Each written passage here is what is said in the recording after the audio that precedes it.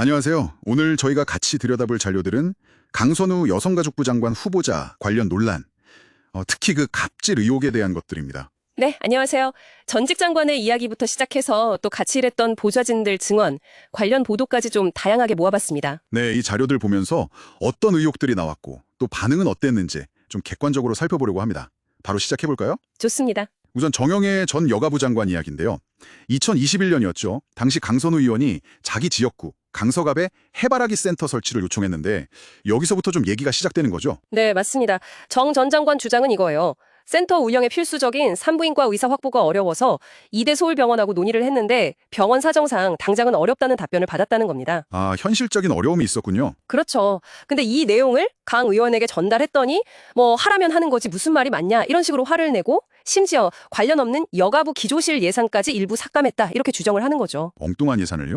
그건 좀 네, 그래서 이 부분이 좀 흥미로운데 결국 정 전 장관이 강 의원실에 직접 찾아가서 사과를 하고 나서야 그 예산이 다시 복구되었다는 거예요. 장관이 의원실에 가서 사과를 했다. 네, 이게 단순히 예산 문제라기보다는 뭐랄까 장관과 국회의원 사이의 어떤 권력 관계나 예산 심의 과정에서 국회의원의 영향력이 어떻게 작용하는지 보여주는 좀 그런 단면일 수 있겠죠. 실제로 그 2021년 국정감사 영상을 찾아보니까 강 의원이 해바라기 센터 개수가 줄어든 점, 그 전년도보다 한 개 줄었더라고요. 그걸 지적하면서 확충해야 한다고 꽤 강하게 이야기하는 장면이 있긴 하더라고요. 네, 센터 확충에 대한 의지는 분명히 강했던 것 같습니다. 다만 그 과정과 방식에 대해서 이제 주장이 엇갈리는 거죠. 그렇군요. 정 전 장관은 왜 이야기를 이제서야 꺼낸 건가요?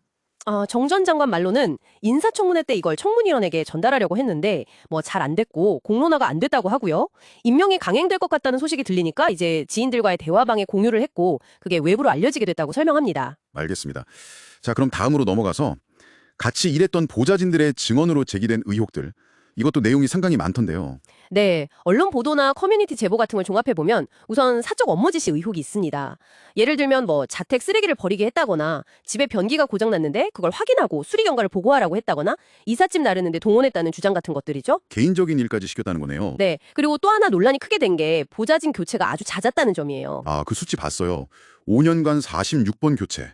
면직 기준으로는 28명이라고 하던데요. 맞습니다. 후보자 측은 이게 뭐 통상적인 수준이라고 반박을 했는데 글쎄요. 4년 동안 15.8명 정도였다고 하니까 5년에 28명 면직이면 통상적이라고 보기는 좀 어렵지 않을까요? 그렇죠. 그 부분에 대한 지적이 많았습니다. 특히 여기서 좀 주목할 부분은 후보자의 해명하고 나중에 드러난 사실이 좀 다른 경우가 있었다는 점이에요. 해명과 사실이 다르다. 어떤 부분이죠? 예를 들어서 아까 말씀드린 쓰레기나 변기 관련 지시 의혹 있잖아요. 이걸 처음에는 부인했는데 나중에 보좌진에게 관련 지시를 내린 걸로 보이는 텔레그램 메시지가 공개가 됐어요. 아, 메시지가 나왔군요. 네, 그리고 또 악의적 허위사실 유포자에 대해 법적 조치 중이다 뭐 이런 부분도 청문회에서는 부인했는데 실제로는 그런 내용의 메시지를 보낸 사실이 드러나면서 또 논란이 됐었죠.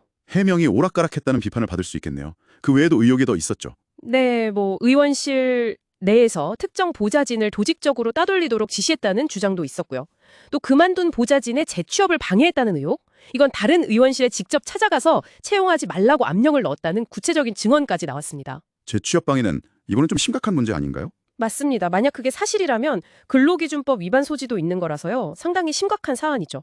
물론 임금 체불 진정도 이 건 있었다는 보도도 있었고요. 이런 여러 의혹들에 대해서 강 후보자 입장은 뭐였나요? 강 후보자는 청문회나 뭐 여러 자리에서 대부분 사실과 다르거나 왜곡된 부분이 많다고 강하게 부인을 했습니다. 그러면서도 일부 좀 미흡했던 점에 대해서는 사과를 하기도 했고요. 하지만 뭐 논란이 쉽게 가라앉지는 않는 분위기입니다. 그렇죠. 반응들도 아주 뜨거웠던 걸로 기억합니다. 시민단체들은 당연히 반대 입장을 냈고요. 네, 뭐 직장 잡질 119나 참여연대 같은 곳에서는 이건 명백한 갑질이고 공적 권한 남용이다 이러면서 장관 임명에 반대한다는 성명을 냈습니다. 특히 그 민주당 내부에서도 좀 주목할 만한 반응이 있지 않았나요?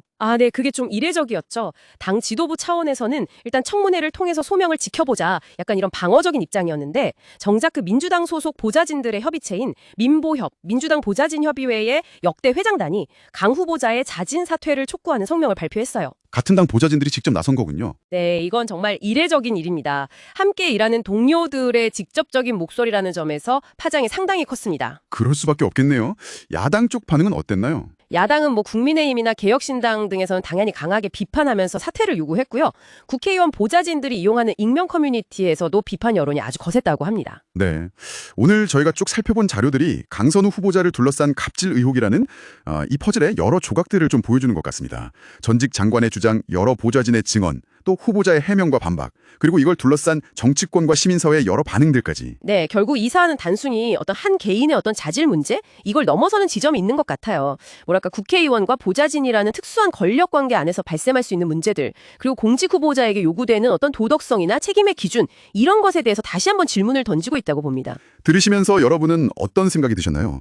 이 논란을 보면서 공적인 권한을 가진다는 것의 무게, 그리고 그 책임감에 대해서 다시 한번 생각해보게 되는데요. 그렇죠. 어디까지가 업무짓이고 어디부터가 부당한 요구인지 그 경계에 대한 고민도 필요하고요. 마지막으로 이런 질문을 한번 던져보고 싶습니다. 앞으로 정치 영역 안에서 이런 비슷한 논란이 반복되지 않으려면, 그리고 좀 더 건강한 관계를 만들어 나가려면 우리 사회에 어떤 제도적인 장치나 혹은 문화적인 변화가 더 필요할까요? 한 번쯤 각자 고민해볼 지점이 아닐까 싶습니다. 네, 충분히 고민해볼 가치가 있는 질문인 것 같습니다. 오늘 저희가 준비한 심층 분석은 여기까지입니다. 감사합니다. 감사합니다.